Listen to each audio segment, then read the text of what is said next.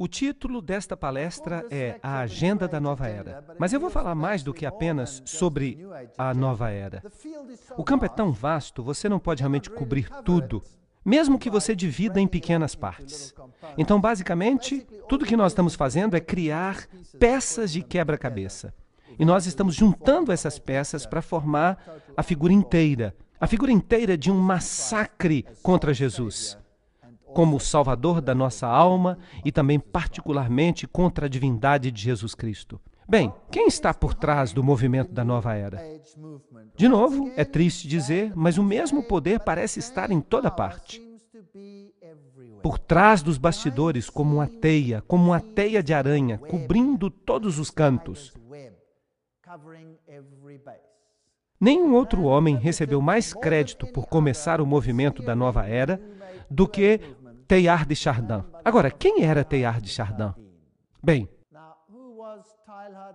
a essas alturas vocês podem tentar adivinhar. Ele era um sacerdote jesuíta. Teilhard sonhou com uma humanidade que se fundia com Deus, cada um de nós percebendo a sua própria bondade no que ele chamou de ponto ômega. Essa crença inspirou muitos dos líderes da nova era de hoje em dia. E eu vou fazer citação de todos eles. Toda declaração que eu fizer, eu vou provar com uma citação. Eu não vou dizer nada de mim mesmo. De fato, Chardin é muito citado pelos escritores ocultistas da nova era. Então percebam o movimento jesuíta de novo, trabalhando na surdina, por trás dos bastidores. O próprio Chardin escreveu: uma convergência geral das religiões em um Cristo universal satisfaria a todos. Vejam que interessante. Ele diz: para mim parece que a única conversão possível do mundo é a única forma na qual a religião do futuro pode ser concebida. Teilhard de Chardin, Cristianismo e Evolução, página 130. Então, de novo, se nós vamos ter um sistema com base em Lúcifer, e nós vimos que a organização jesuíta, usando a maçonaria, tem proclamado a divindade de Satanás, e tem renegado ou degradado a Jesus Cristo, então, de novo, eles estão tentando descobrir um Cristo universal que satisfaça a todos. Mas eles não querem de fato Jesus Cristo, porque isso seria um exclusivismo. Os segredos dos gnósticos e todos os escritos da nova era estão baseados no gnosticismo. Eles removem a Jesus como ponto focal e o substituem com Lúcifer, ou o substituem pelo homem como divindade final. Então nós tivemos os ebionitas, os marcionitas, os gnósticos, os tomazinos. Todos eles basicamente ensinavam que Jesus era apenas um homem mortal e que nós, em certo sentido, somos divinos e que a divindade de Cristo é somente reconhecida nos mesmos termos. E que a divindade de Cristo significa simplesmente que ele é divino como nós somos divinos. Por trás dos bastidores, a Igreja Católica Romana está controlando o ocultismo em cada nível individual. Ela tem bispos especialistas. São bispos itinerantes que lidam com o mundo oculto. Houve um homem chamado Dom Bosco, e ele teve uma visão. Ele era um católico visionário, e ele teve uma visão em 1862, na qual ele dizia que ele viu o barco do Evangelho atracar entre dois pilares da fé. Em outras palavras, ele ancorou o barco do Evangelho entre os dois pilares da fé.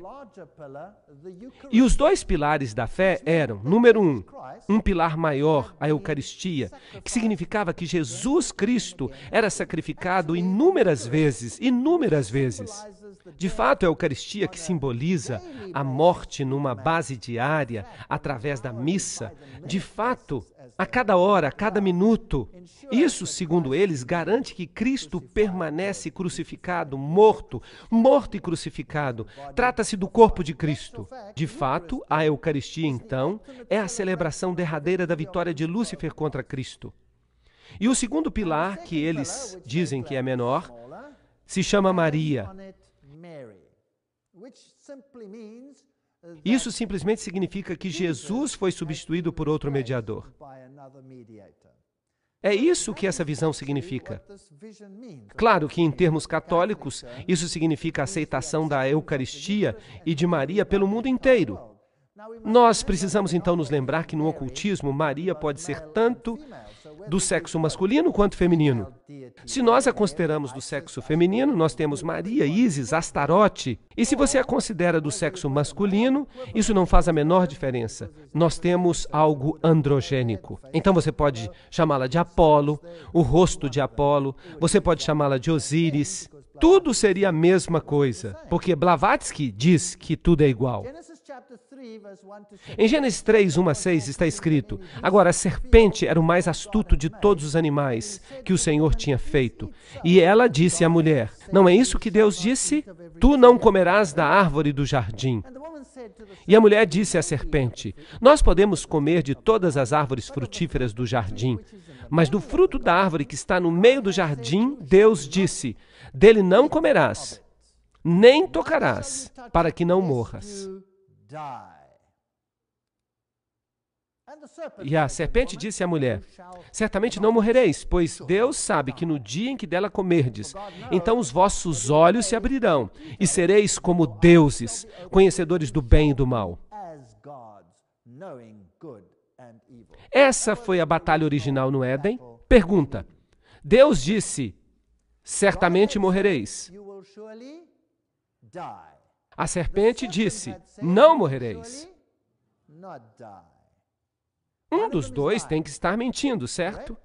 Um dos dois está mentindo. Bem, se você está de fato morto, então você é um ser criado e certamente não é Deus. E aqui a serpente diz: de fato, se comerdes dela, percebereis que sois de fato deuses. Outra mentira. Essas são as mentiras gêmeas do Éden que foram ditas pela serpente. Claro, a maçonaria ensina que de uma forma ou de outra, que foi o diabo, como nós já vimos, que disse a verdade, e que Jeová é mentiroso. Foi isso que nós vimos em todas aquelas citações dos maçons. Eles viram as coisas de cabeça para baixo. Este é o ponto central do ensinamento jesuítico, porque os jesuítas, de fato, fundaram a maçonaria. E quando a mulher viu que a árvore era boa como alimento, aí está o velho problema do apetite vindo à tona. E que ela era agradável aos olhos, e que a árvore era desejosa para torná-lo sábio. Mas o grande problema aqui é que ela tomou o fruto e comeu. E ela também deu ao marido, e ele também comeu. Bem, essa foi a batalha do Éden. Se isso foi o início, então o fim será igual. A mesma vitória que a serpente obteve no início, ela tentará obter no final também. E então, começando com Mary Baker Eddy, a fundadora do movimento da cientologia. Essas organizações todas recebem rótulos cristãos, mas o que elas ensinam não é cristão. Esse é um movimento muito esperto, mas nem todos foram enganados por ele. Porque se as pessoas associam o nome de Cristo a esse movimento, é porque ele deve ter valores cristãos, certo? Errado.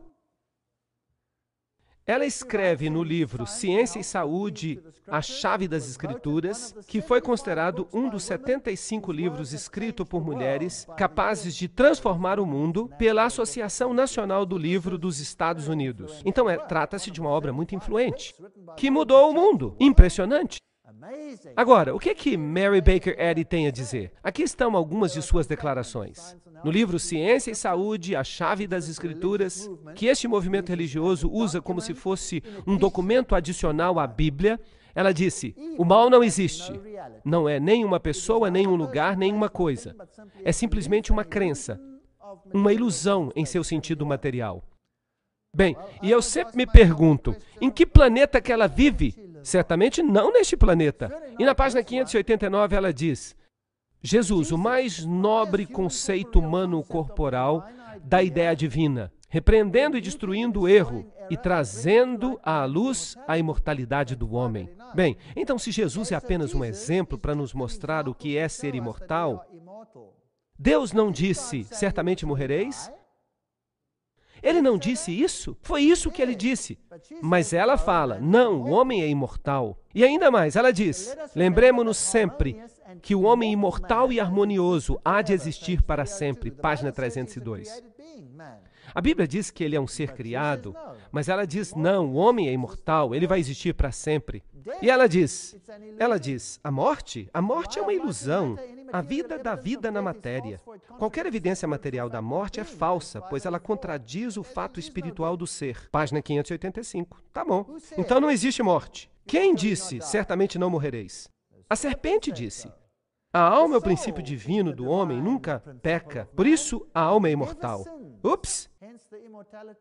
Essa é uma doutrina fascinante. Então nós somos duas entidades. Uma casca que morre e uma alma que é imortal. E esse cerne interior nunca peca. Vocês sabem, este é um ensinamento gnóstico do qual os nicolaítas também gostavam. Mas a Bíblia diz que Deus odeia isso. Se este corpo é realmente uma casca, então o que você faz com ele não interessa. Você pode comer o que quiser, você pode se empanturrar, você pode fornicar, você pode fazer o que você quiser. Quem se importa? Você depois vai deixar cair essa casca e você vai ter imortalidade. Mas Deus diz, é dado ao homem morrer uma vez e depois disso o juízo. Essa é uma história totalmente diferente. Então isso definitivamente não é bíblico e parece muito com a linguagem da serpente. A escritora diz, o homem e a mulher, como coexistentes e eternos com Deus, para sempre refletem na sua igualdade glorificada o infinito Deus, que é Pai e Mãe. Esse é um Deus androgênico, que se parece muito mais com Lúcifer do que com Deus. Esse conceito de que Deus é pai e mãe não é bíblico. De outra forma, a oração seria, nosso Pai e Mãe que estás no céu, santificado seja o teu nome. Mas não está escrito isso, está? Não, está escrito, nosso Pai que estás nos céus. Então esse movimento tenta se parecer cristão, mas há outro movimento que também tenta se parecer cristão. O movimento mórmon. Os mórmons se chamam a si mesmos de Santos de Jesus Cristo dos últimos dias. Aqui temos o nome de Jesus Cristo sendo usado de novo. E toda a informação desta religião vem de um anjo chamado Moroni. Eu não quero nem fazer piadas com esse nome. E aqui está uma representação na qual ele está em pé em cima do globo, tocando a sua trombeta. Aqui temos uma típica igreja mórmon, sem janelas, como as lojas maçônicas, que também não têm janelas. E o fundador do movimento mórmon não é ninguém outro senão Joseph Smith. E Joseph Smith era um maçom de grau 33. E o que isso diz a você? Quem era o Deus dele? Se ele era um maçom de grau 33, então o Deus dele era Lúcifer. Agora, este aqui é o sucessor dele, ou o próximo profeta, como eles dizem. O líder mórmon Brigham Young, que sucedeu Joseph Smith, e ele também era um maçom de grau 33. Então vamos verificar isso. A Igreja de Jesus Cristo dos Santos dos Últimos Dias. Seu fundador, Joseph Smith, era um maçom de alto nível. Seu sucessor, Brigham Young, era também outro maçom. De acordo com o livro Roupa Negra, Brigham Young era um amigo íntimo de Peter de Smet, um dos mais poderosos jesuítas americanos do século XIX. Assassinos do Vaticano, página 182. Eles estão por toda parte. Mas eles não se sentam na fila da frente. Eles gostam das últimas cadeiras, para que não sejam descobertos. Aqui está Joseph recebendo do anjo Moroni os tabletes de ouro, com esta nova doutrina. Bem, eu não vou ficar falando de mim mesmo. É sempre bom a gente ver o que eles mesmos escreveram. No livro História da Igreja, está escrito: à noite eu recebi o primeiro grau da maçonaria na loja maçônica Nauvoo, que se reuniu num escritório comercial. Eu estava na loja maçônica e subi mais graus. Então aí você tem, direto da boca dos mormons. Isso não pode ser negado. O mormonismo foi iniciado pela maçonaria sob o controle de quem? Dos jesuítas, é claro. Agora, qual seria o principal motivo de começar uma organização que controla pelo menos um estado dos Estados Unidos? E que, junto com a maçonaria, controla todo o programa espacial? Porque todos que já foram ao espaço, ou é maçom, ou é mórmon. Um dos dois. E é muito interessante que essa organização também tem o maior banco de dados sobre as pessoas do mundo. Eles sabem tudo sobre quem é você. Quem são seus pais, onde você viveu, o que você fez. Eles sabem cada detalhe da sua vida. Eles têm um banco de dados. E esse banco de dados vai se tornar muito importante um dia em relação a compras e vendas e sobre quem é que vai ter direitos na nova dispensação. Por isso, eles realizam uma obra muito importante para a ordem jesuíta. Se você olha para os mórmons, eles têm os mesmos rituais dos maçons. Eles se cumprimentam com apertos de mão, um pouco diferente, como vocês percebem. Eles têm apertos de mão secretos. Eles têm uma parafernália que acompanha esses apertos de mão. E aqui está o seu principal templo na cidade de Salt Lake. Vocês percebem que é um lugar bem fechado. E quando você vai lá e você observa, você percebe o olho que vê tudo com um aperto de mão maçônico. Você vê a lua, o símbolo de Baal Haddad, o sol, os pentagramas de cabeça para baixo. O antigo bruxo, maçom, mórmon e satanista, Bill Schnoschlen, enfatizou que para o mágico, o pentagrama invertido tem apenas um único uso, o de invocar o poder de Satanás e manifestar o reino do demônio sobre a terra. Então aqui está o símbolo, bem nesse templo maçônico. Fui eu mesmo que tirei essas fotos. Eu estive lá. Outra citação. Você vai descobrir que o pentagrama satânico é valioso e indispensável se você tentar conjurar o poder infernal do nosso Senhor Satanás. Esse amuleto extremamente poderoso é o sinal do microcosmo e é o conjunto de todas as forças ocultas. Em outras palavras, não há nenhum amuleto ou talismã que seja mais poderoso ou que seja perto de ser tão poderoso quanto o pentagrama satânico. E é interessante que ele está em praticamente todas as bandeiras do mundo. Mas isso é outra história.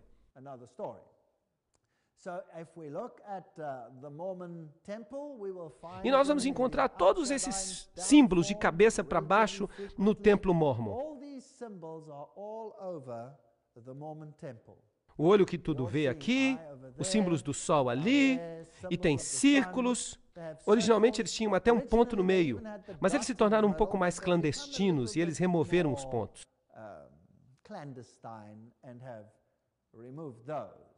Em outras igrejas no mesmo local, você vai encontrar a estrela de Davi e todos os detalhes do mormonismo. Aqui temos a restauração do sacerdócio arônico. Eles dizem que eles têm o sacerdócio de Arão. Agora, por falar nisso, isso é uma blasfêmia. Porque quem é que tem agora o sacerdócio para sempre? Jesus. Isso significa que eles estão tomando algo que pertence a Jesus. Eles estão roubando Jesus de seu papel e de sua autoridade. Kathy Burns, no livro Símbolos Maçônicos e Ocultos, diz: tanto os maçons quanto os mórmons falam do sacerdócio de Melquisedeque. No rito escocês dos maçons, o grau 19 é chamado de grande pontífice. É durante esta cerimônia que o candidato é ungido com óleo. Então, proclama-se que ele é um sacerdote para sempre de acordo com a ordem de Melquisedeque. Eu pensava que só havia uma pessoa que pertencesse a essa ordem hoje.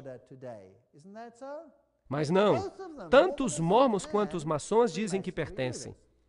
Hebreus 5, 5 e 9 nos diz, contudo, que Cristo não se glorificou a si mesmo para que fosse feito sacerdote, mas ele foi chamado de Deus, sumo sacerdote, de acordo com a ordem de Melquisedeque. Mas os ocultistas, os mórmons, os maçons, eles se glorificam a si mesmos e eles tomam sobre si mesmos a honra do sacerdócio que foi dado a Cristo apenas. Então, quando eu dei o título a esta palestra de Massacre Total, você percebe que Todo mundo lá fora está tentando roubar Jesus de seu poder e de seu sacerdócio. Aqui está a sala do coral, lá no Tabernáculo dos Mórmons. Esta aqui é a sala do coral no Tabernáculo dos Mórmons. É aqui que o coral dos Mórmons canta. E canta muito bonito, não é verdade? É a música mais maravilhosa que você pode imaginar. Eles são famosos por causa dessa música. Mas o que você tem que entender é que no satanismo você pode chamá-lo também de Cristo.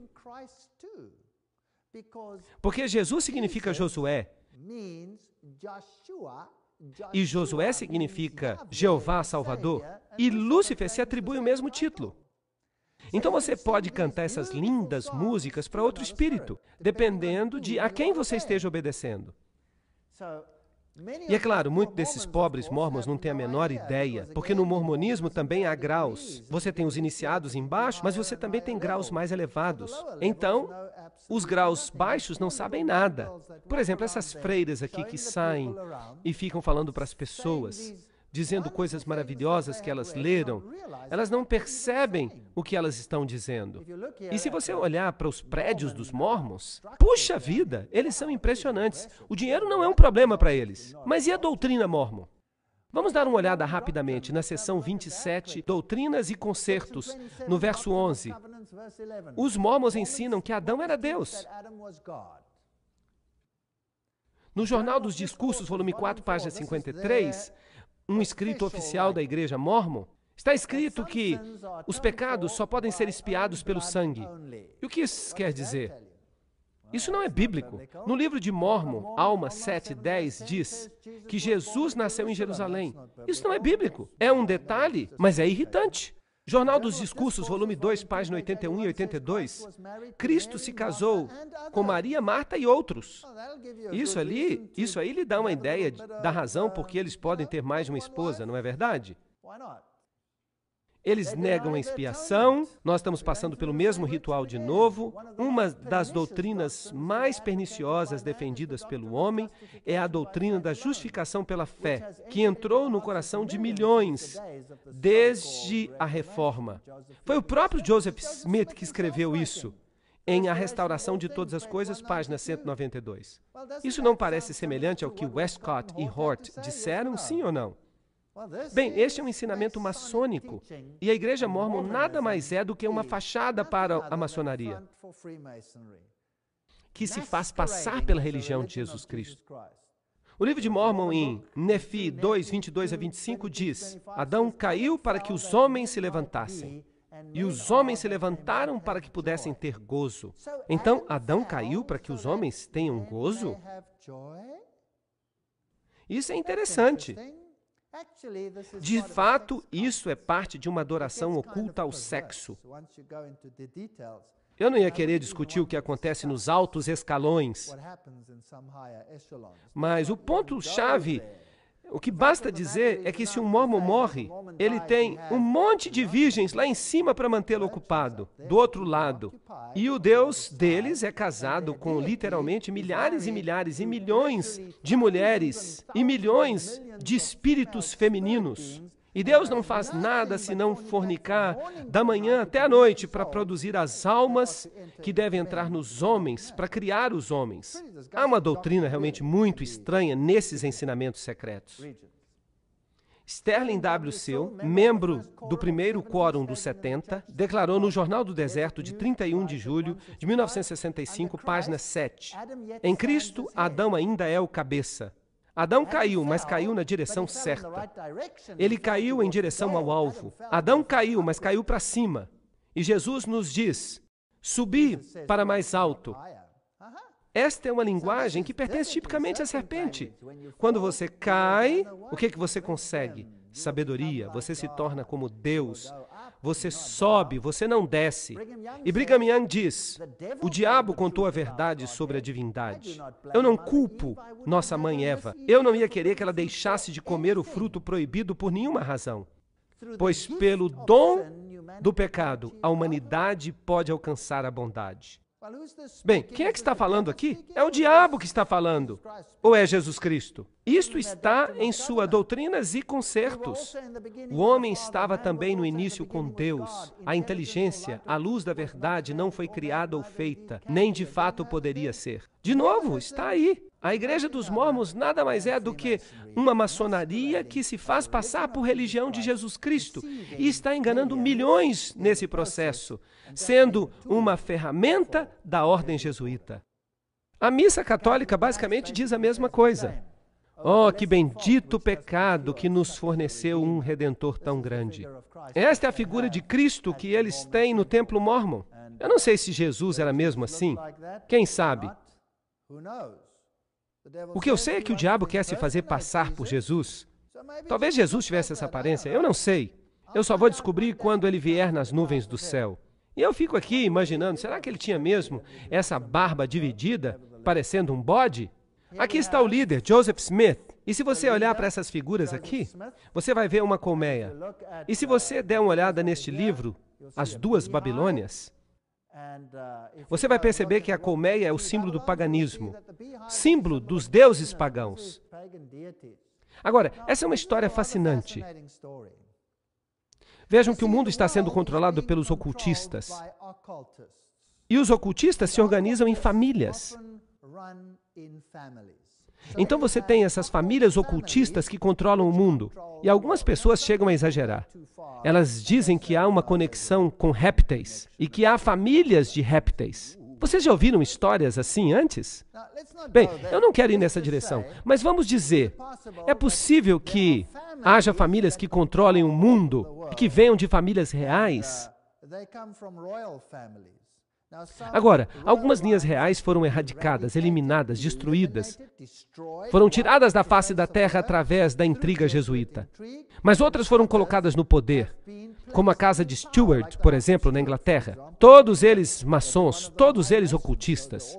Eu lhes digo que a rainha é a rainha dos Bilderbergers, e ninguém pode entrar tão profundamente no ocultismo quanto eles. E aí você tem, então, essas famílias reais. É possível que essas famílias estejam controlando a maior parte do mundo? Será que os reis do mundo vão reinar um dia? Vamos dar uma olhada nisso aqui que é interessante. Aqui está o diagrama da família Howland, que se encontra publicado no Templo Mórmon, e explica quem é quem nesse zoológico, e quem pertence a qual família. Uma família, então nós estamos olhando aqui um tataravô. Vamos dar uma olhada para ver quem são os seus descendentes. Uma família, e vocês podem verificar isso. Joseph Ira Earl, homem muito prominente nos seus dias. Joseph Smith, o fundador dos Mormons. Ele faz parte da família. Ele vem do mesmo tataravô. Emma Hale vem dessa família. Winston Churchill teve o mesmo tataravô. Franklin Roosevelt teve o mesmo tataravô. Richard Nixon teve o mesmo tataravô? Você quer me dizer que o presidente Ford teve o mesmo tataravô? Você quer dizer que George Bush, pai, teve o mesmo tataravô? Que o George Bush, filho, teve o mesmo tataravô? Agora, isso é bastante estranho. Será que é possível crer que, com todas essas divisões na Terra, todos eles vieram da mesma família? Será que isso é pura sorte? Bem, eu vou deixar que você faça a especulação. Eu não quero entrar nisso, mas eu acho fascinante que todos eles venham da mesma família. De Churchill, de muitos presidentes nos Estados Unidos, 1, 2, 3, esse intermediário, 4, 5 presidentes nos Estados Unidos, mais alguns do outro lado, mais o fundador do movimento dos Mormons, tudo da mesma família. Isso é muito, muito, muito estranho. Agora, e esse negócio dos Mormons e a NASA? Você vai descobrir que os principais homens são todos Mormons ou são maçons?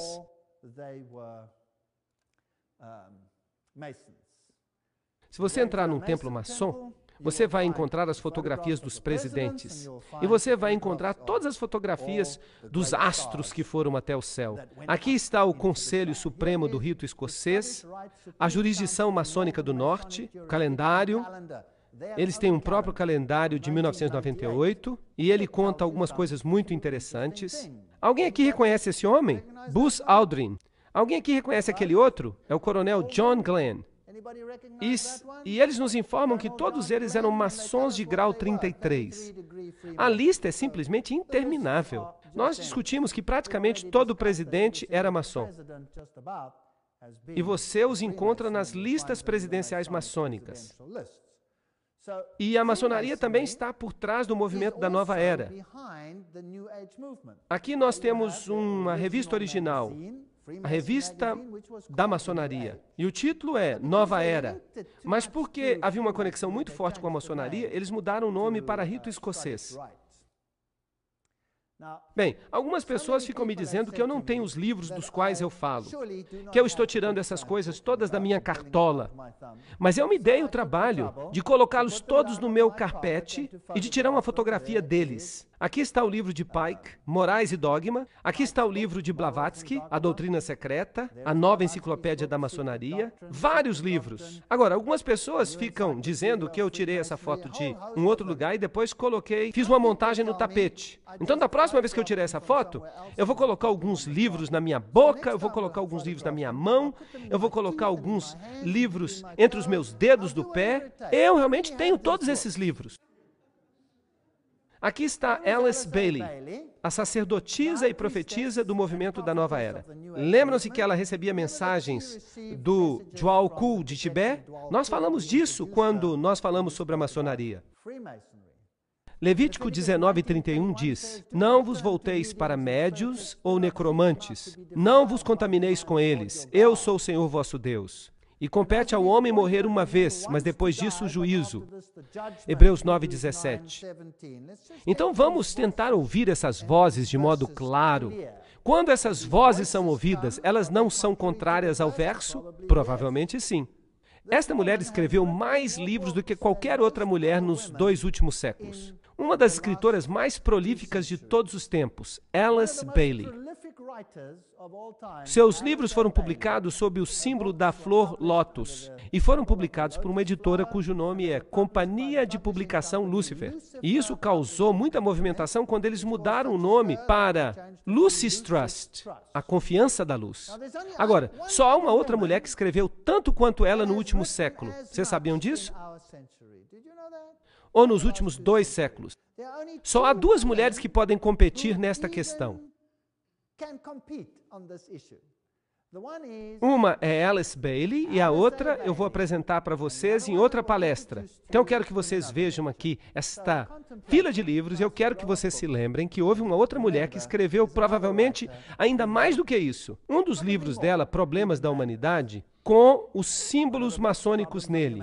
O reaparecimento de Cristo.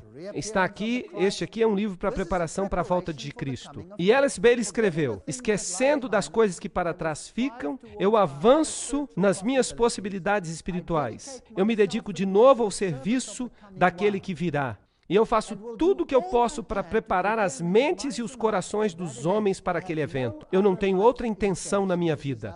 Agora, este que vai voltar não é Jesus Cristo, porque ela é uma adoradora de Lúcifer. Quem é que ele está dizendo que vai vir? Lúcifer. Mas eles o chamam de Cristo. Agora, que outro movimento está esperando a volta de Cristo, entre aspas? O movimento mórmon, certo? Eles estão dizendo que ele voltará e que ele se apresentará no seu templo em Salt Lake City.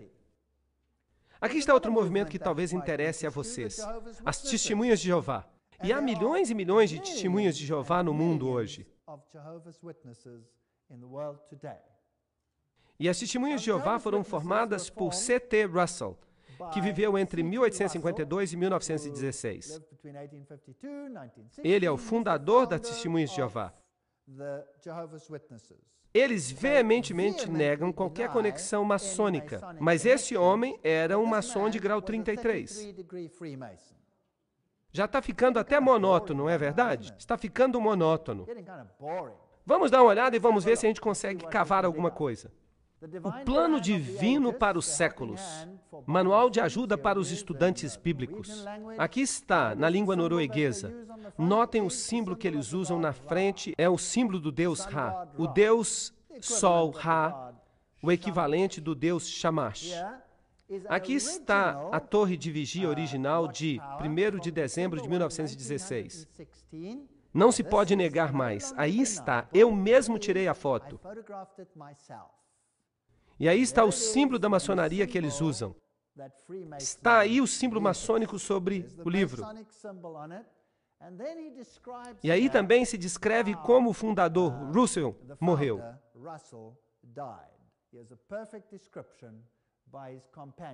Foi então que ele se levantou mais uma vez e disse: façam-me uma toga romana. Ele estava morrendo e eles lhe fizeram uma toga romana de um lençol que ele colocou. Eu não compreendia o que ele quis dizer, mas a sua voz tinha se tornado tão fraca que ele tinha que repetir praticamente tudo. Querido irmão Russell, eu não quero pedir que você repita nada. Eu disse: irmão Russell, eu não compreendi o que você quis dizer. Eu vou mostrar para você. Então ele pegou o lençol e o colocou ao redor, ele o apertou ali. É assim que um maçom quer morrer, quando ele chega à beira da morte. Então todo ritual maçônico, o alto ritual maçônico da morte é descrito aqui. Russell era um alto maçom, um maçom de grau 33, quer você queira ou não. Então esta é uma sociedade oculta que finge representar a Jeová, Yahvé. Se você olha para a sepultura, você vai ver que ela também tinha um símbolo maçônico. E essa coroa sobre ela. E as primeiras torres de vigia também usavam esse simbolismo. Aqui está, ali também. Você o vê nas primeiras torres de vigia. Mas você precisa de cópias antigas. Eu obtive essa daqui de um testemunho de Jeová, que deixou aquela igreja quando ficou velho.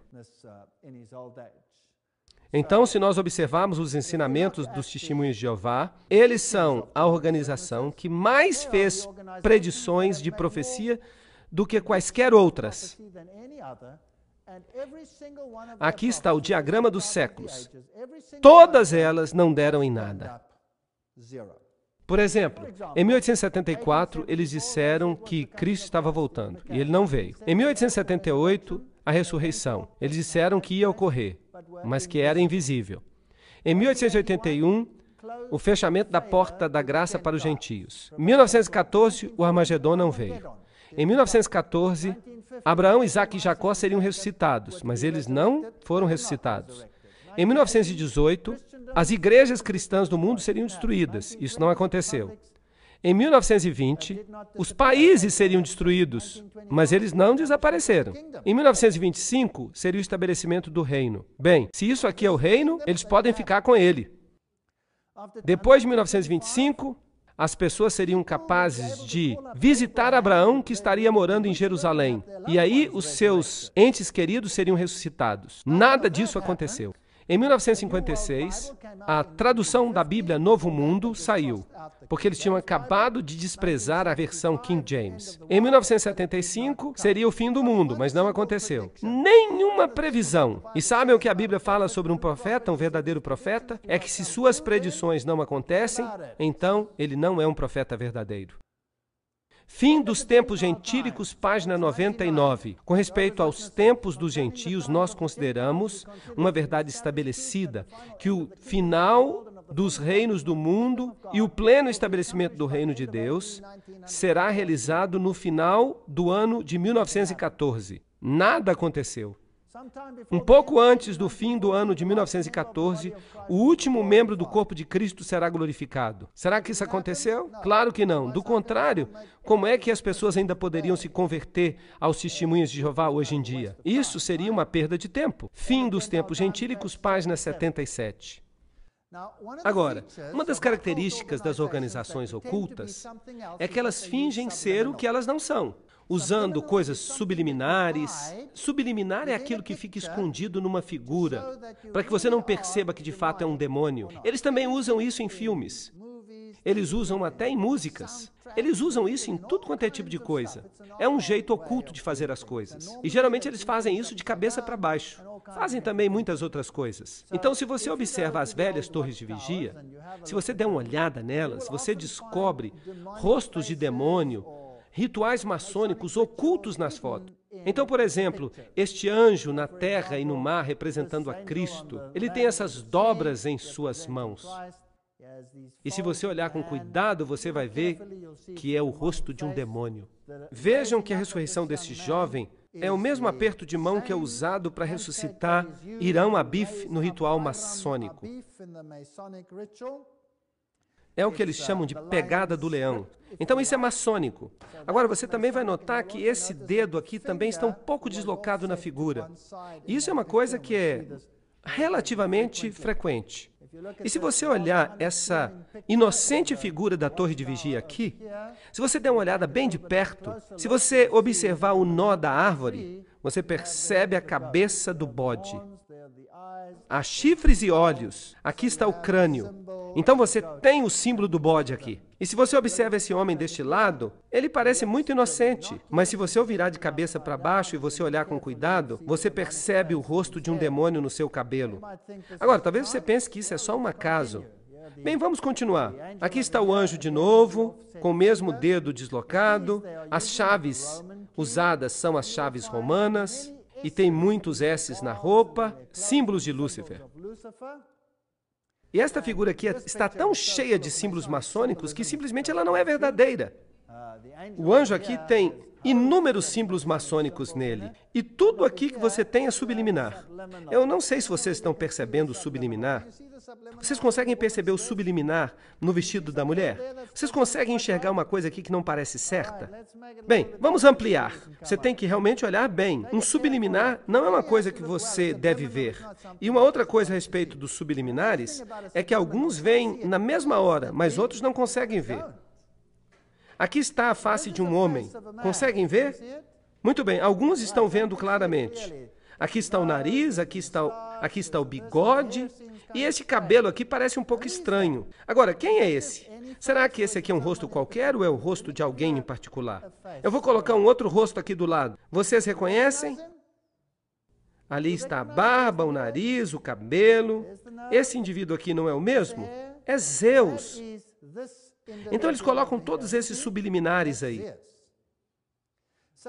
E algumas pessoas conseguem ver. Quem consegue ver? Deixe-me ver. Ah, muitos estão vendo. Ok, ótimo. Mas outros não conseguem ver. Esta é a natureza do subliminar. Agora, se nós formos para outro, você observa aqui os triângulos maçônicos, você observa aqui os pentagramas, todos os tipos de coisas ocultas. E então eles usam sombras para fazer isso de modo bem esperto.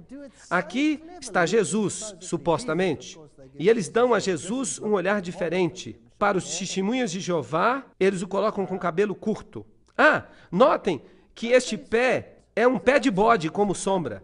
Então eles usam essas mensagens subliminares. Aqui de novo você olha as roupas e você pode ver um S nas dobras. Eles usam muitos símbolos. Aqui, esta religião, de novo, uma religião que começou com os maçons, porque a ideia é que quanto mais distrações você tiver, menos chances você tem de estudar tudo. Isso não faz sentido? E qual é o objetivo de todas essas religiões? Tirar a divindade de Jesus Cristo. Esse é o objetivo dessas religiões.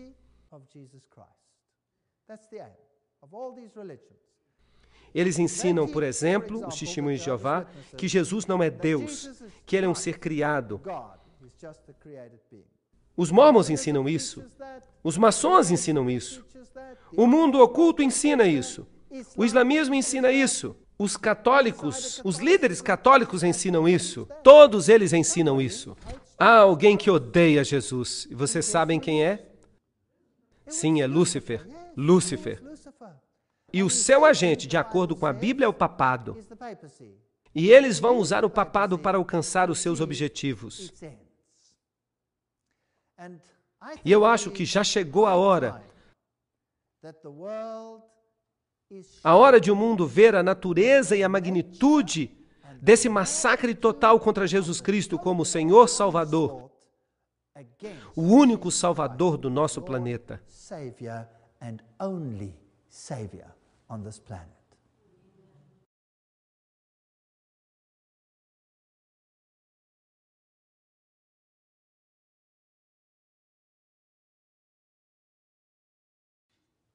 Nós vimos que parte da agenda da nova era é criar tantas organizações quantas forem possíveis, a fim de que neguem a divindade de Cristo.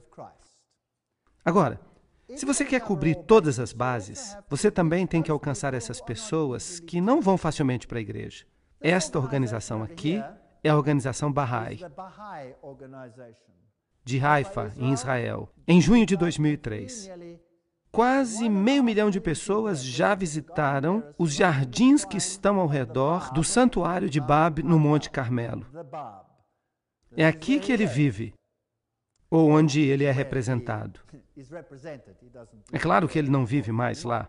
Eles primeiramente abriram para o público em 4 de junho de 2001. No Carmelo, eles colocaram este templo.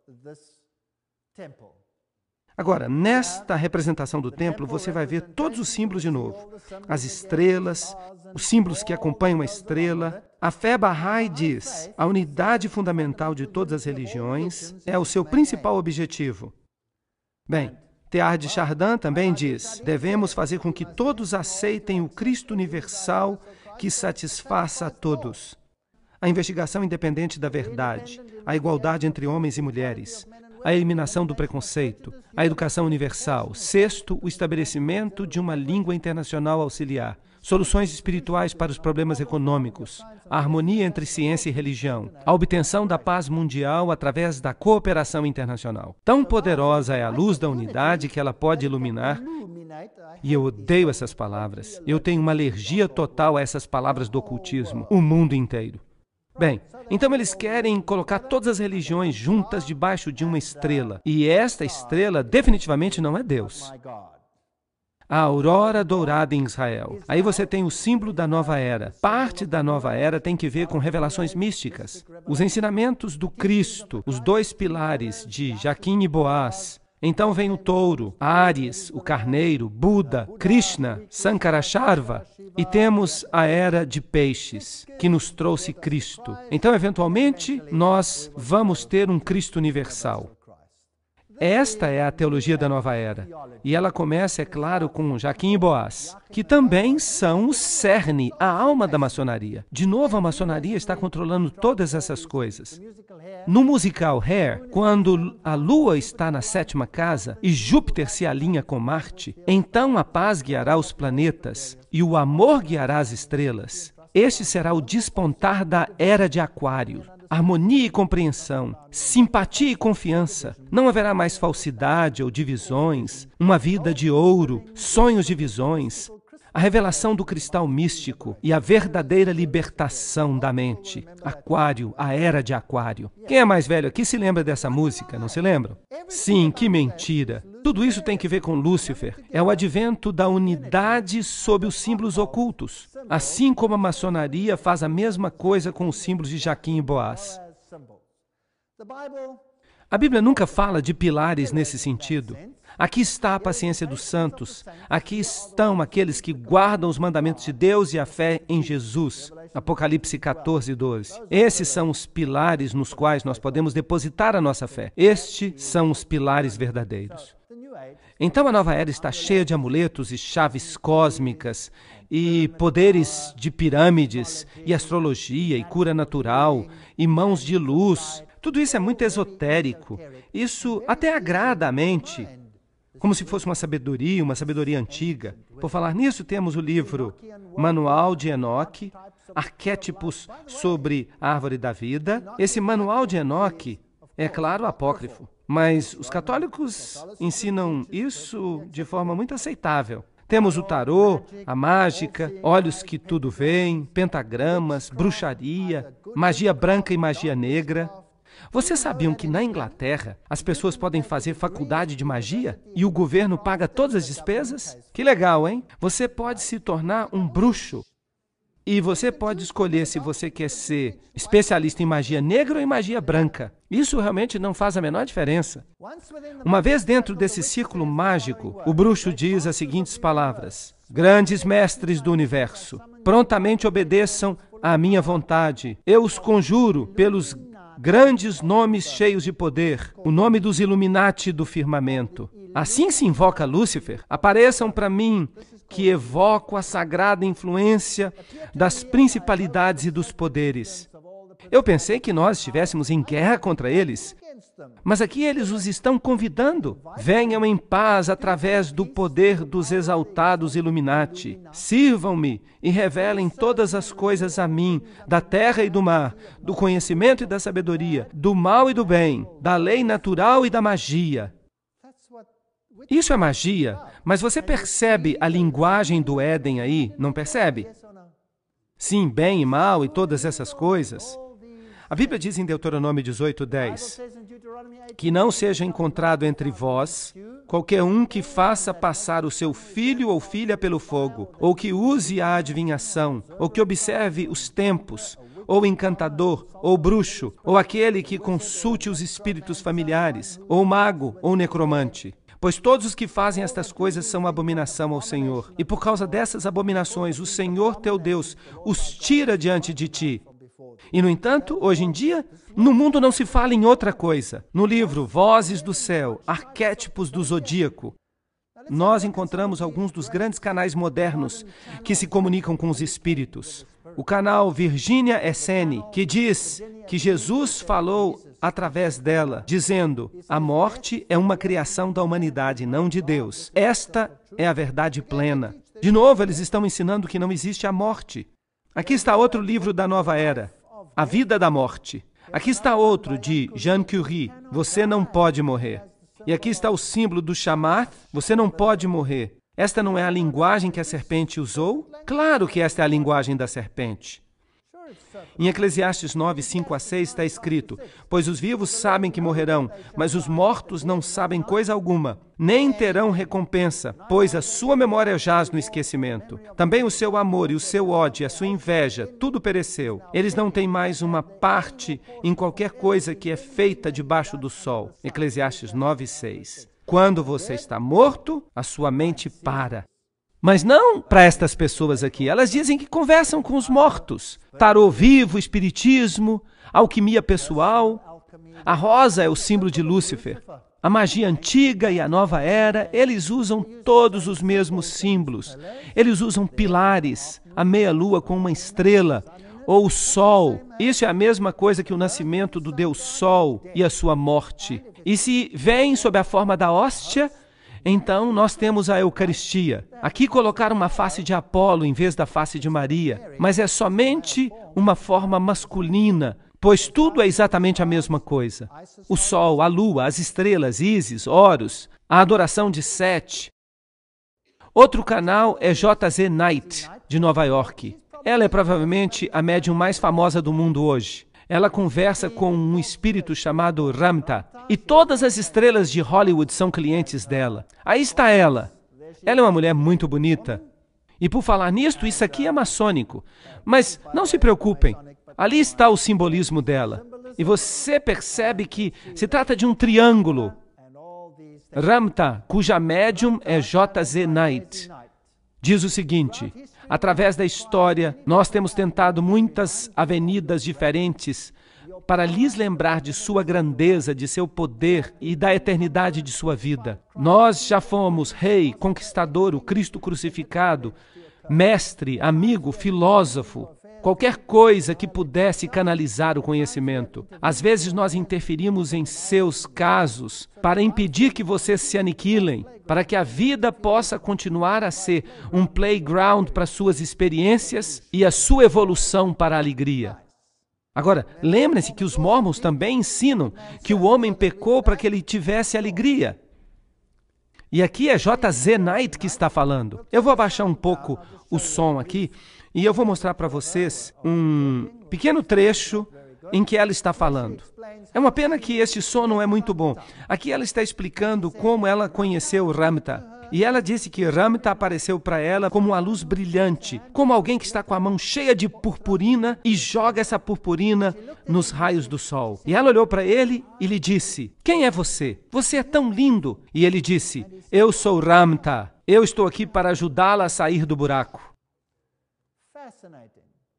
Bem, vamos deixar que ela mesma fale. É uma pena que o som não está muito bom, mas prestem atenção ao que ela está falando. Nós não poderemos nos aproximar de Deus se nós reforçarmos o conceito de que havia apenas um Filho de Deus, pois isso nos leva a indagar. Então, quem somos nós? Percebem o que ela está dizendo? Que nós não podemos acreditar no conceito de que só há um Filho de Deus, porque isso nos leva a indagar quem somos nós. O que isso implica? Que nós somos Deus, certo? Que nós somos deuses, certo? Vamos perguntar para ela então o que é a verdadeira fé. Vamos deixar que ela mesma responda. Prestem atenção.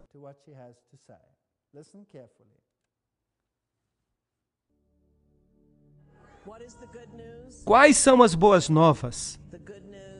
As boas novas não são nada além do que a igreja chama de blasfêmia, porque a única forma de explicar às pessoas comuns que elas são divinas é se elas são deuses. Mas, no entanto, as pessoas proíbem que esse ensinamento seja dado. Só há um lugar no qual Deus é explicado. Trata-se do conceito mais extraordinário e simples. E nada tem que ver com a igreja. É de fato a nêmesis da igreja. E se chama ciência. Bem, então aqui se toca uma música rock. Então, pergunto, será que eles não querem que você saiba isso? Que você é Deus? E que a igreja não quer que você saiba que você é Deus? Mas a nêmesis da igreja vai ser a ciência.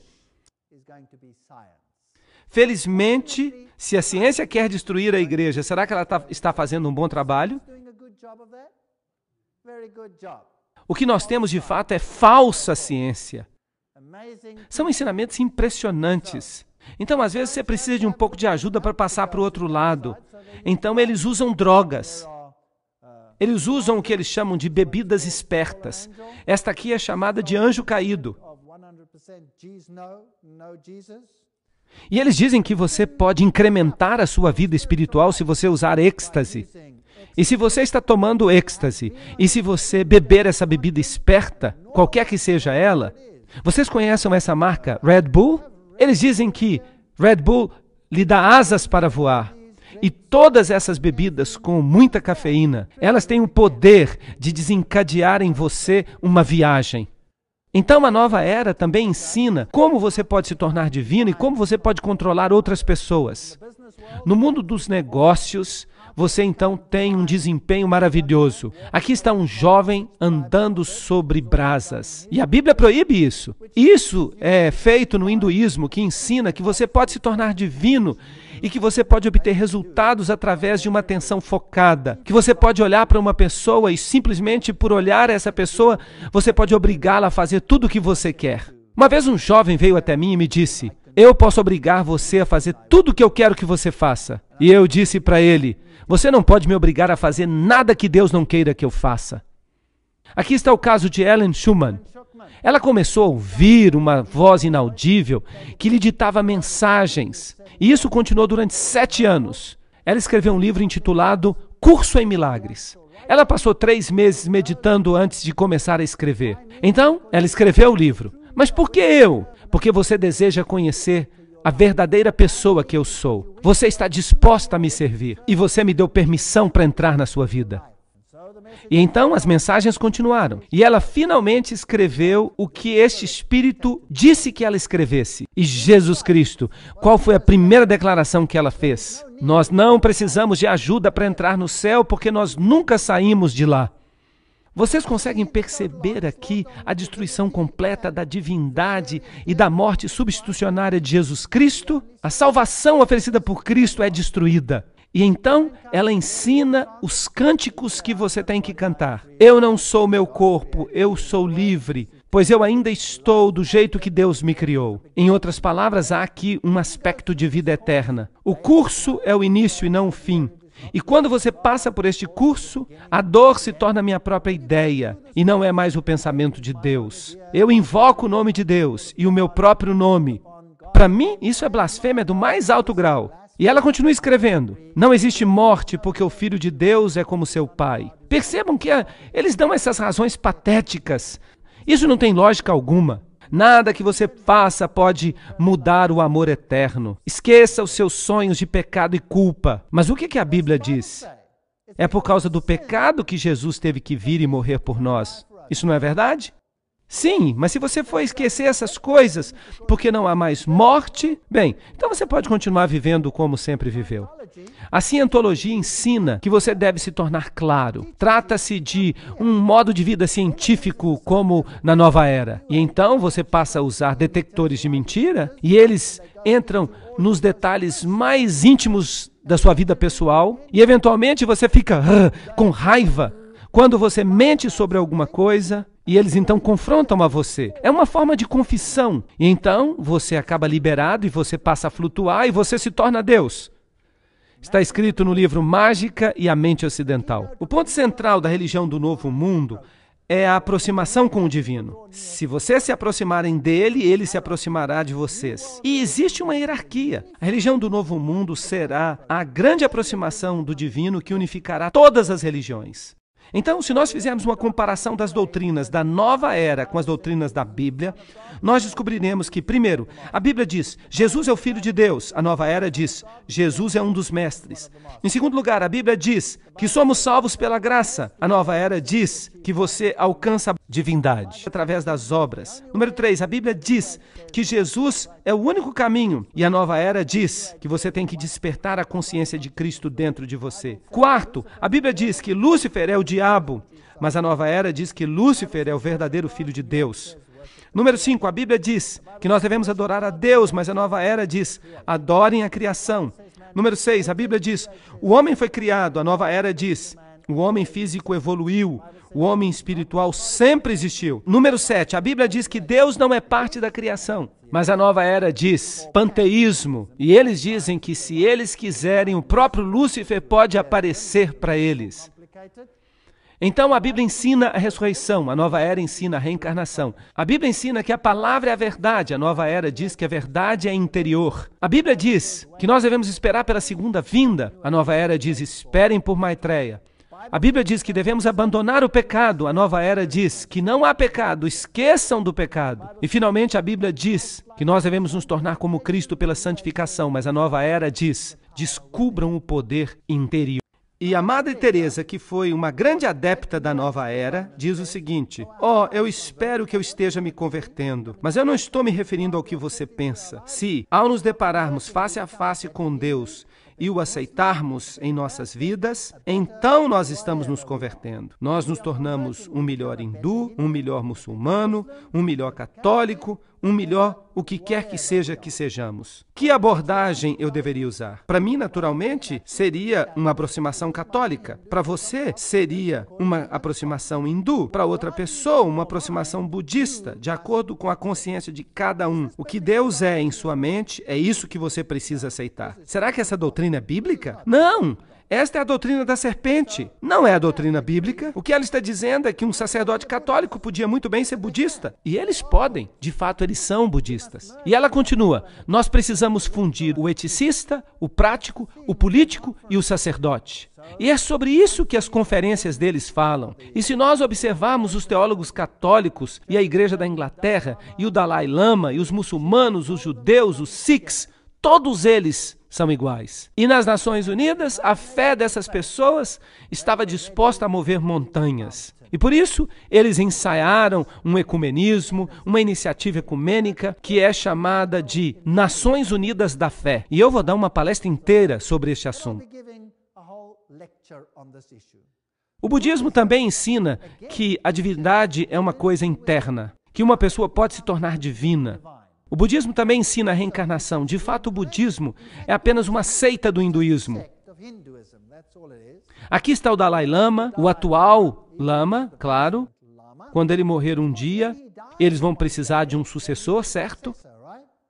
E eles não podem esperar que o lama se reencarne num bebê e esperem que ele cresça. Eles precisam de um líder imediatamente. Então eles dizem que o próximo Dalai Lama já está encarnado. Ali está. Aquele ali é o próximo Dalai Lama. Então o pobre espírito do Dalai Lama deve ficar pulando entre um e outro. Que ensinamento ridículo. E as pessoas creem nisso?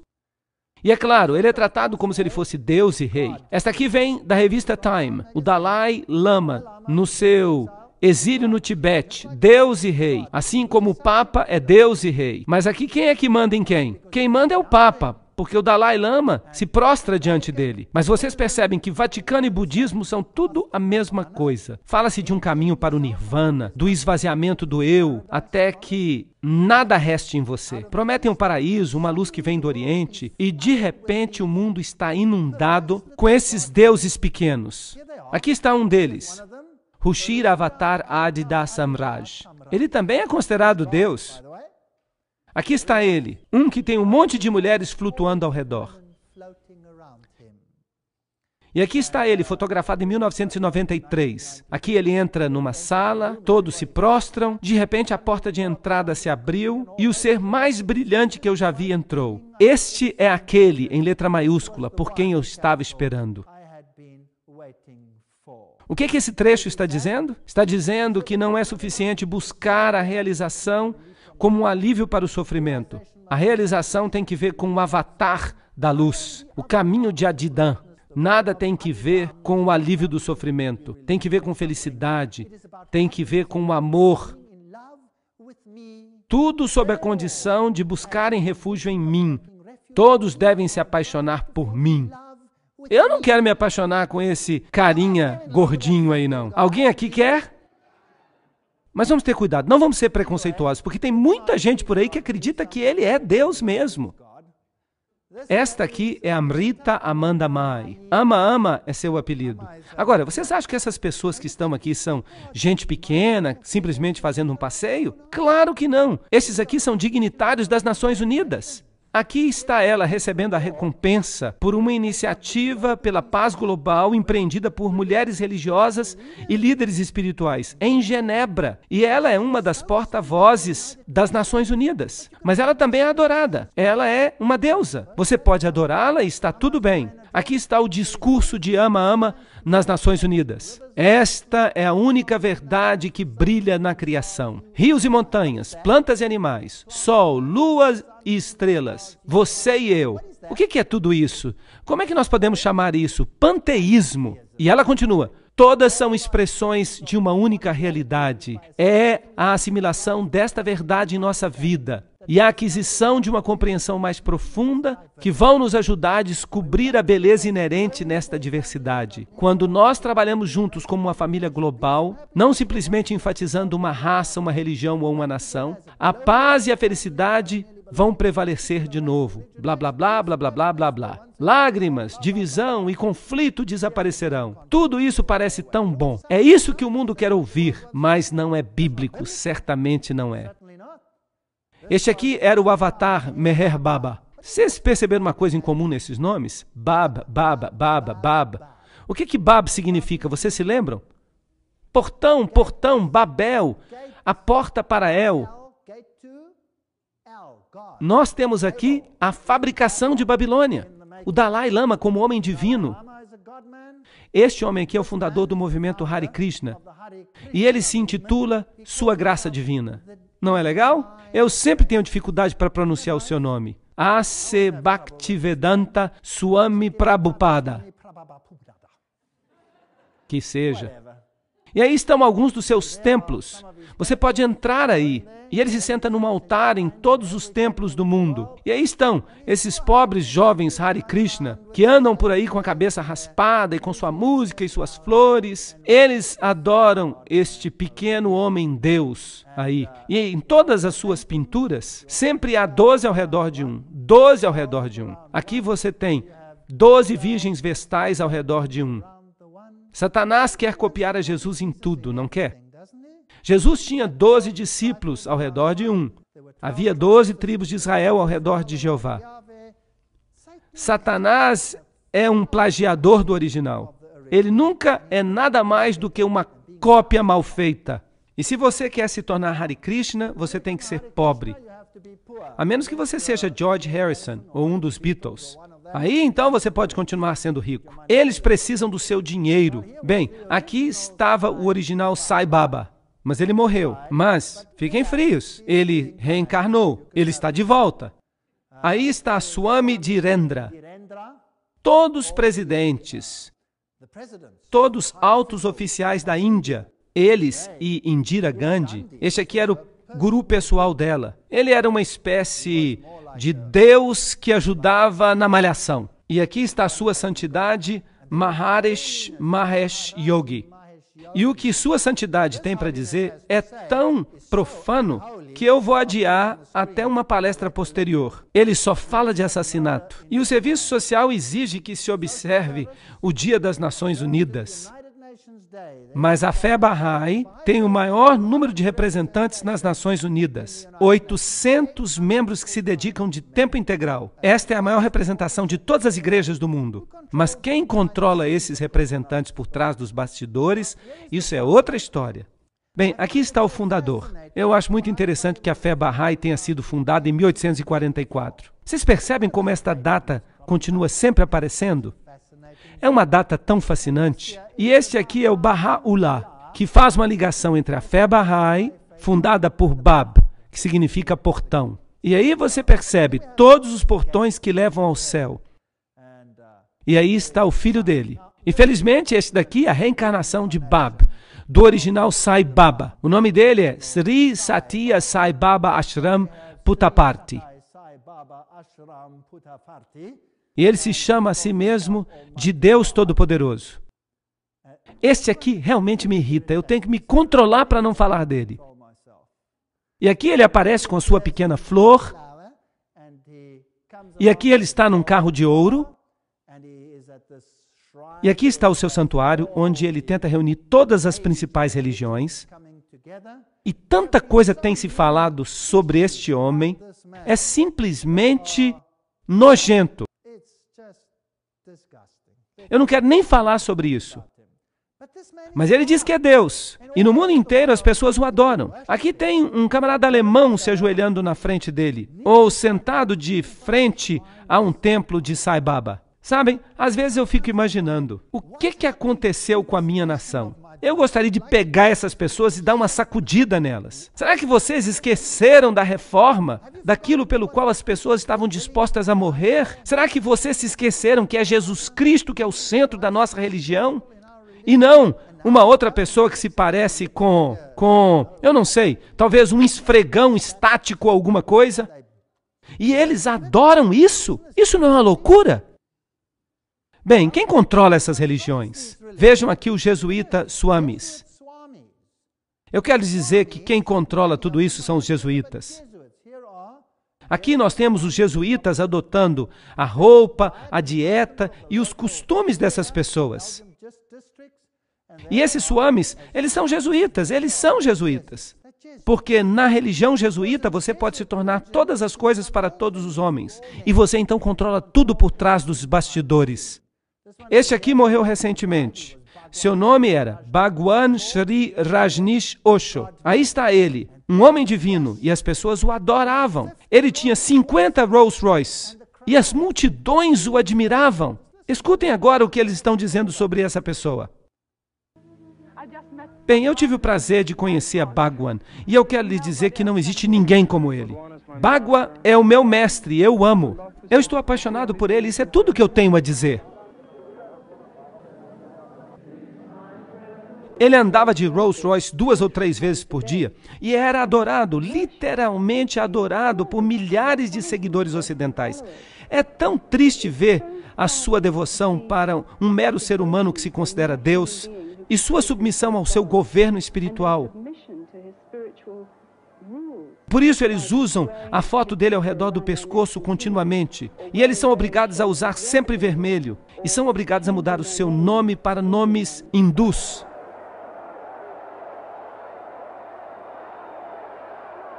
A generosidade desse homem, que faz com que ninguém suspeite que ele é o próprio Deus que caminha sobre a terra. Para o hindu, o guru é muito importante. O guru é o seu senhor, o seu mestre, o seu salvador, maior mesmo do que Deus. Eu estou realmente muito interessado em sua adoração, em sua veneração, nos dons, nas oferendas que eles me trazem. Mas eu certamente não estou interessado em seus problemas e suas dificuldades e suas dores. Os seguidores do guru creem que ele retribui este amor incrível que eles sentem por ele, mas em realidade ele se alimenta de suas emoções para manter o seu próprio ego. Eles estão buscando a sabedoria, o amor que Bhagwan tem para oferecer. Ele tem tanto amor e ele oferece este amor a todos. E ele nos ajuda a encontrar o nosso amor por nós mesmos. Bem, aqui tem mais algumas cenas. Vejam este repórter. Milhares de adeptos, a maioria dos quais vêm de famílias separadas e já emocionalmente feridos, estão se tornando vítimas dos gurus. A maioria dos gurus que eu conheço no mundo ocidental são muito ricos. Os gurus têm mais interesse em discípulos brancos do que em discípulos da Índia, simplesmente porque eles podem pegar mais dinheiro dos brancos. Eles têm adquirido inúmeras propriedades, eles têm contratado guarda-costas, eles vivem num luxo muito grande, eles têm os próprios hotéis, suas próprias frotas de aviões. E até helicópteros, no caso de Rajneesh. Bem, eu não posso garantir que vocês entenderam isso, mas vocês percebem a magnitude como as pessoas podem adorar gente assim. E este é apenas um deles. Há muitos outros. Ken Wilber, um psicólogo da nova era, diz: a grande deusa Kali da Índia, quando vista em sua forma mais elevada como a esposa de Shiva, é um exemplo perfeito da assimilação da imagem da grande mãe em um novo corpus, em um corpus mais elevado da mitologia da grande deusa, que serve de fato um sacrifício de autoconhecimento e não o sacrifício substitutivo com sangue. Percebem que essas pessoas detestam a Jesus? Elas o odeiam. E dizem, a queda foi um avanço evolutivo, um crescimento perfeito. Isso não é interessante? Sim, o que mais eles dizem? Quando comemos da árvore do conhecimento, não apenas os homens e mulheres perceberam o seu estado mortal e finito, eles perceberam que eles tinham que sair da subconsciência do Éden, para que eles pudessem verdadeiramente viver a vida de si mesmos. Eles não foram expulsos do jardim do Éden, eles simplesmente cresceram e saíram de lá. E eles dizem que por esse ato corajoso nós temos que agradecer a Eva e não culpá-la. Este é o mesmo ensinamento dos Mormons, exatamente o mesmo. Este livro aqui é A Vinda do Cristo Cósmico e seu autor é Matthew Fox. Quem é Matthew Fox? Um sacerdote católico que se tornou o sacerdote episcopal. Porque dá para mudar de um para o outro. É tudo a mesma coisa. Este livro fala do sagrado e de nossa resposta para ele. Reverência. O que é sagrado? Tudo é sagrado. A criação é sagrada. As estrelas, as galáxias, as baleias, o solo. E o que é isso? Isso é panteísmo. O que mais ele diz? Que criatura há de negar que é um diamante mortal, uma bênção original, uma imagem do divino? É minha experiência que somente a espécie humana ousa negar a sua divindade, ousa negar o Cristo cósmico. A Vinda do Cristo Cósmico é o livro, e o seu autor é um sacerdote católico. E ele continua dizendo, se a minha tese estiver correta, hoje é o tempo de nos movermos da busca pelo Jesus histórico para a busca do Cristo cósmico. Isso ajudaria a combater a religião distorcida e o movimento pseudo-místico de nossa época, conhecido como fundamentalismo e às vezes chamado de cristofascismo. Bem, quem mais disse que essas pessoas são como novos fascistas? Isso não é interessante? Então, aqueles que creem na Bíblia são cristofascistas. E se você crê no Cristo cósmico, então tudo bem. E ele continua, talvez precisemos de um novo concílio ecumênico. Este deveria ser profundamente ecumênico e reuniria toda a sabedoria das religiões mundiais. Agora, não pensem que Matthew Fox é um peixe pequeno. Ele é um dos principais pensadores desse movimento. E o que esse Cristo cósmico faz? O que ele fará? Ele vai nos mudar, ele vai mudar os nossos costumes? Ele vai nos levar a uma sexualidade mais profunda? Percebem? Isso é interessante. E o que mais ele fará? A Eucaristia. Essa será a promessa do eros maternal nele. O que ele está querendo é trazer de volta o velho culto sexual a Ísis, e isso é nojento. Um dos principais aspectos do movimento da nova era é preparar o mundo para a vinda do Cristo cósmico, o reaparecimento do Cristo. E então, a mente precisa estar afinada com o ocultismo.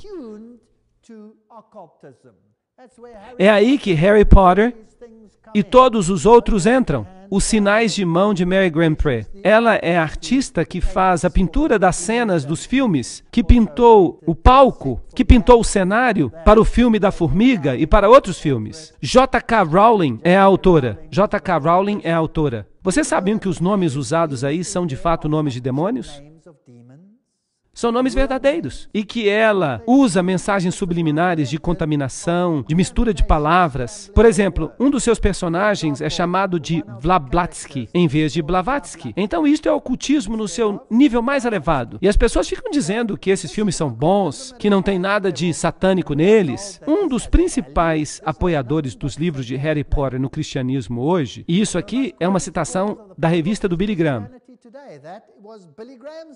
E eles dizem, Harry e seus amigos desenvolvem coragem, lealdade e uma disposição para se sacrificar uns pelos outros. Não são más lições em um mundo tão egoísta, mas eles têm o símbolo de Zeus neles. Bem, então o que o movimento da nova era quer fazer? Ele quer alterar o estado de consciência, introduzir sonhos e visões, astrologia, adivinhação, espiritismo, mágica, feitiços, amuletos, solstício, sacrifício humano, sexo sagrado e adoração à serpente. É isso basicamente o que eles querem. E como eles querem conseguir isso? Eles tentam apresentá-lo de uma forma mais palatável. Eles tentam vencer o preconceito das pessoas, misturar crenças novas, redefinir palavras, reescrever a história, prover experiências místicas, imergir os alunos em formas cativantes de uma nova crença. Eles usam crenças-alvo para responder às indagações e exigir pureza. Desde que você exija pureza, tudo bem.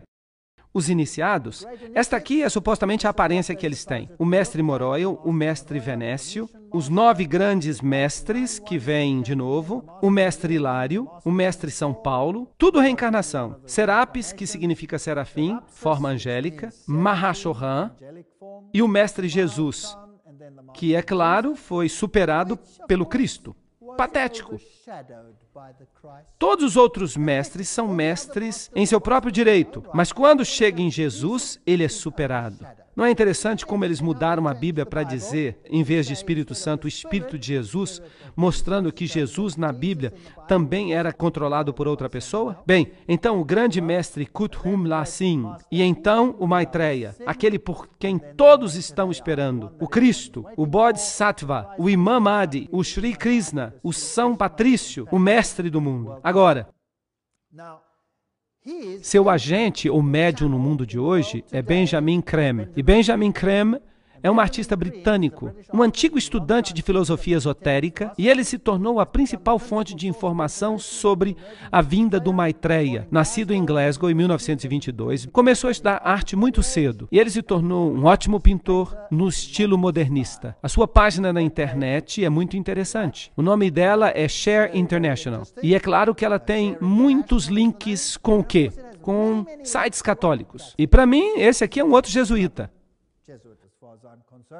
Benjamin Creme, o reaparecimento do Cristo e os mestres da sabedoria. Em 1982, a sua organização Tara Centre pagou páginas inteiras de anúncio nos principais jornais do mundo, declarando que o Cristo já voltou. E ele diz, as igrejas cristãs revitalizadas, bem como as lojas maçônicas, serão usadas com o propósito de iniciar as massas que vivem neste planeta. Vocês percebem, então, que as igrejas vão cooperar. Ele escreve, partilhem com seus irmãos esta experiência jubilosa e falem a eles que Maitreya, seu amigo, seu irmão, seu mestre, voltou. Vamos ver esse pequeno vídeo aqui e observar o que ele tem a dizer. Boa noite, meus queridos amigos. Estejam prontos para me ver em breve, para seguir os meus pensamentos. A minha vinda se aproxima. O mestre mundial da nova era de Aquários, Maitreya Buda, já está vivendo em Londres, na Inglaterra, desde 1977. Buda, há 2.500 anos, fez uma profecia que, em seu tempo, viria ao mundo um outro grande Buda. Buda como ele mesmo. E seu nome, Maitreya, inspiraria a humanidade a criar uma civilização brilhante e dourada, com base na justiça e na verdade. E que Maitreya viria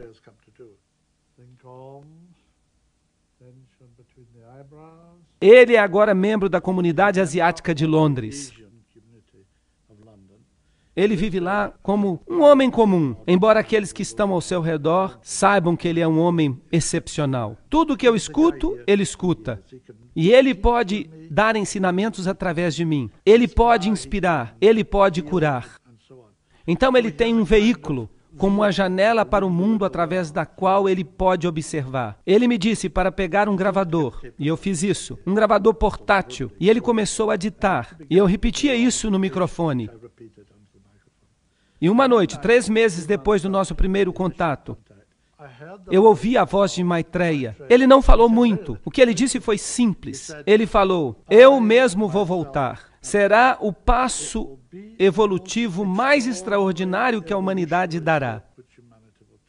Nós podemos ou aceitar este princípio ou destruí-lo. As tensões inerentes na discrepância dos padrões de vida entre o mundo desenvolvido e o terceiro mundo é tal que contém as sementes de uma terceira guerra mundial, que seria uma guerra nuclear que destruiria toda a vida, tanto humana quanto subhumana. Mas ele pôde fazer a escolha, ele pôde convidá-lo, e agora nós o convidamos para que ele venha às emissoras de rádio e televisão do mundo. E o dia dessa declaração será o mais extraordinário. A humanidade verá sua face nas telas de televisão, mas ele não vai falar nada, e os seus pensamentos e as suas ideias entrarão telepaticamente nas mentes de toda a humanidade. Ele estabelecerá um contato mental telepático com toda a humanidade simultaneamente.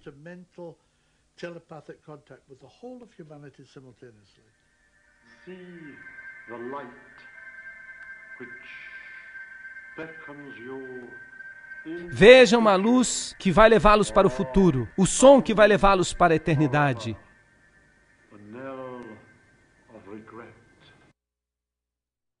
Você não odeia esse tipo de voz? See the light that beckons you into the future, or forever sound the knell of regret. Isso é patético, não é? Ele vai aparecer para todos nas telas da televisão, vai se comunicar telepaticamente com todos, e todos vão perceber que eles têm que ir e ficar ao seu lado. E o princípio da partilha, da redistribuição, da riqueza será aceito. Todas essas coisas das quais nós temos falado. Isso não é nada mais do que doutrina católica sendo ensinada pela nova era. O reaparecimento dos mestres da sabedoria, a missão de Maitreya e todas essas coisas. Em 1977 lhe perguntaram, você tem alguma coisa a dizer sobre o Papa de Roma? E ele disse, o Mestre Jesus assumirá o trono de São Pedro em Roma. Este evento está prestes a ocorrer. E ele disse em 1979, o falecido Papa Paulo VI e a repentina morte do Papa João Paulo depois de um mês como pontífice, deixa ainda mais claro que o atual Papa João Paulo II será o último. E então, na mensagem 53, ele diz, a lei de Deus, eu sou, eu sou. E aqui estão as suas prioridades. Número 1, estabelecer a paz. Número 2, inaugurar a partilha. Número 3, remover a culpa e o medo. Número 4, educar a humanidade. Número 5, introduzir os mistérios. Número 6, embelezar todas as cidades. Número 7, remover todos os impedimentos às viagens. Número 8, criar um banco de conhecimentos acessível para todos. Fornecer alimento suficiente. Fornecer moradias. Claro que ele não diz que essas casas vão ter que ser partilhadas. Número 11, fornecer cuidados à saúde e educação, alcançar e manter o equilíbrio ecológico. E número 13, fazer justiça política e social para todos. E ele diz que Deus há de brilhar em todo homem, porque dentro de cada um de vocês está um ser divino. Será que essa linguagem é de Deus ou é da serpente?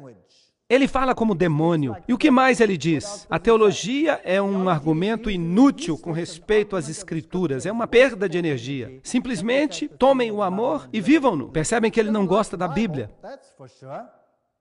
Ele diz, eu lhes peço que aceitem este novo nível de compreensão. Se vocês se apegarem a cada frase da Bíblia, se vocês argumentarem sobre sua interpretação, vocês estarão perdendo o foco da mensagem de Deus. Isso parece com aquela frase, que a força esteja com vocês. Ele fala dos fatos do Cristo, os fatos da hierarquia, um itinerário muito apertado entre o tempo de agora e o reaparecimento do Cristo. Ele pede que aprendamos a grande invocação.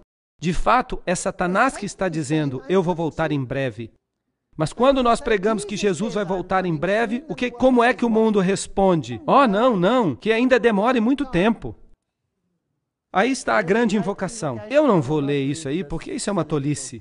Sem a partilha não pode haver justiça. Sem a justiça não pode haver paz. Sem paz não pode haver futuro. E então, cruzes misteriosas começaram a aparecer no céu. E de repente, ele apareceu um dia. Uau! Aí está ele, em 1988. E quem é que estava lá para filmá-lo? A CNN, é claro. Os donos da CNN, Ted Turner, era um maçom de grau 33. Então, era de se esperar que fosse a CNN que o fotografasse. E aí ele apareceu. E aí está o seu símbolo, um símbolo relacionado ao ocultismo. Você tem a suástica. Você tem a estrela e a lua e as cruzes e a unificação de todas as religiões. Ele apareceu em 1988, ele curou todas as pessoas e ele tinha isopo em sua mão. E milhares se prostraram diante dele e o adoraram como Deus. E então a CNN diz, ele desapareceu no céu como um místico. Então ele apareceu na televisão e todos os canais de televisão mudaram para ele. E nas Nações Unidas, em algumas áreas, e na Austrália. Era como se Jesus fosse a estrela da televisão americana. E centenas de espectadores dizem que o viram. Então ele apareceu em 1998 em Chipre, na Islândia, na Argentina, na Rússia, no México, em todo o mundo, na Áustria, Canadá. No dia 1º de março ele apareceu em Toronto, Blanca, Melo, em Oregon, nos Estados Unidos. E em 1999 ele apareceu na Croácia. E 100 cristãos, naquele caso, o viram. E na China ele apareceu aos muçulmanos, na Polônia aos cristãos e também aos muçulmanos. E cerca de 500 cristãos fundamentalistas o viram. Na Turquia ele apareceu aos cristãos, em Marrocos aos muçulmanos. Em 2001 ele apareceu na Argentina, Brasil, Índia, Polônia, China, Nova Zelândia. Já ouviram falar disso? Vocês sabiam de todas essas aparições? No México ele apareceu num estádio e 35 mil pessoas se prostraram e o adoraram como Jesus Cristo. Vejam que interessante. Primeiro 150, depois 400, depois 150, depois 200. Então, em 2002, ele apareceu no Paraguai, no dia 24 de fevereiro, a 200 cristãos. E depois disso, as aparições foram interrompidas. A segunda vinda de Cristo, e nós vamos fazer uma palestra sobre isso, a Bíblia diz que ela vai ocorrer com poder e grande glória, que ele vai vir nas nuvens para punir aqueles que se recusam a conhecer a Deus, para redimir o povo de Deus. Ele vem com seus anjos, com relâmpagos que brilham do ocidente ao oriente, todos os olhos o verão, e então haverá a ressurreição. Jesus há de vir e todo olho verá.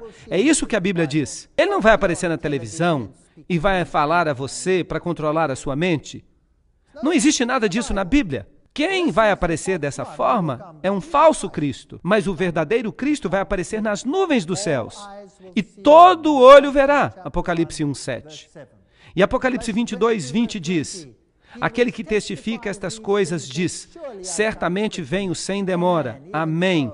Vem, Senhor Jesus. Eu espero que o mundo seja divertido para que ninguém se engane com esses messias falsos, esses mestres falsos que se colocam como Deus, enquanto eles estão vivendo uma vida de luxo neste planeta. Enquanto eles vivem em luxo e esplendor, então eles propagam essas coisas. Eu espero que o mundo seja divertido para que perceba que a Bíblia é sua única esperança. Nós precisamos mostrar que as pessoas estão atacando a divindade de Jesus Cristo, estão atacando o nosso Salvador. E que Deus nos ajude a fazê-lo. Amém.